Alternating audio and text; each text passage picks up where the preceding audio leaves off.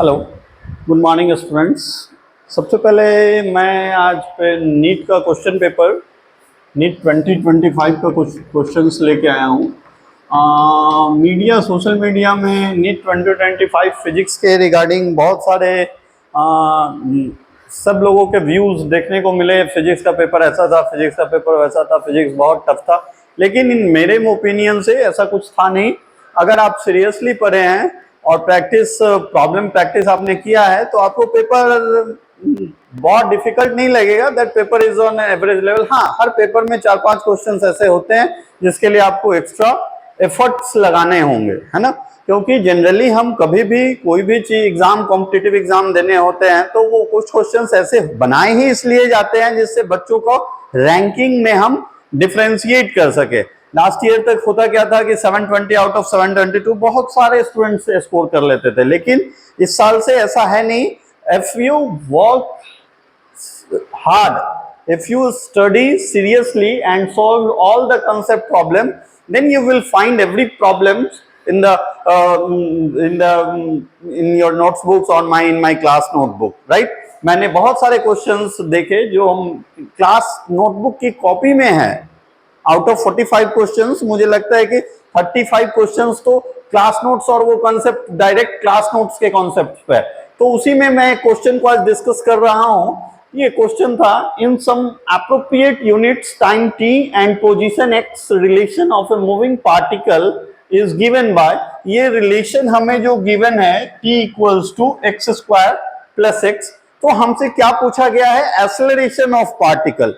हम सिंपल ये जानते हैं कि एक्सेलरेशन को अगर if the time is position is variable, acceleration निकालने के लिए हमारे पास ये एक टेक्निक है जिसमें अगर हम वेलोसिटी को डिफरेंशिएट कर दे, या दूसरा टेक्निक हमारे पास है पोजीशन को हम डबल डिफरेंशिएट कर दे, then we will got the acceleration. बस यही कांसेप्ट है। तो बेसिकली इस क्वेश्चन में हमें ये फिजिक्स का क्वेश्चन रहा नहीं, ये बेसिक मैथ्स का क्वेश्चन हो गया जिसमें हमें सिर्फ डिफरेंशिएट कर देना है।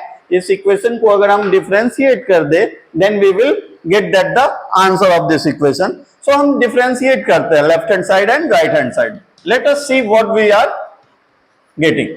सो अगर मैं इसको टाइम के रिस्पेक्ट में डिफरेंशिएट करूं तो this is dt by dt, right. तो इसको भी हमें टाइम के रिस्पेक्ट में डिफरेंशिएट करना पड़ेगा। Now dt by dt that is 1। अगर मैं इसको टाइम के रिस्पेक्ट में डिफरेंशिएट करूं तो ये पहले चेन रूल से मैं x के रिस्पेक्ट में और x को फिर टाइम के साथ मैंने डिफरेंशिएट कर दिया, plus dx by dt, right.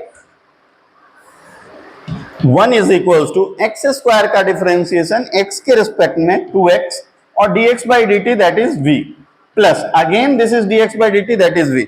So here what we get, this v is common, 2x plus 1, so v is equals to 1 by 2x plus 1। ये हमारा इस इक्वेशन से इस पार्टिकल का वेलोसिटी का इक्वेशन आ गया x के टर्म में। अब हमें एक्सेलरेशन निकालना है, तो जैसा कि हम जानते हैं वेलोसिटी को हमें टाइम के रिस्पेक्ट में डिफरेंशिएट कर देना होगा। dv by dt is equals to 1 by 2x plus 1। और हम जानते हैं अगर ये function u by v, differentiation में u by v मेथड पे अगर हम इसको सॉल्व करें तो what is the differentiation of u by v? That acceleration is equals to keeping the denominator constant, differentiate the numerator, right, then minus 1 keeping the denominator differentiate and denominator whole square. This is the rule of differentiation of a function which is in the form of u by v. So 1 it is constant, the differentiation of constant is 0 and 0 into anything 0, so this whole term is 0 minus.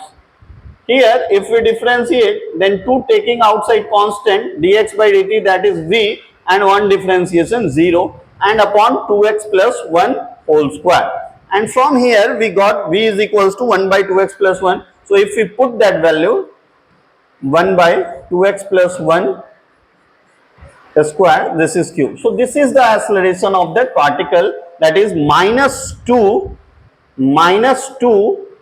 by 2x plus 1 whole cube. This is the answer, which is I think that is correct option is B.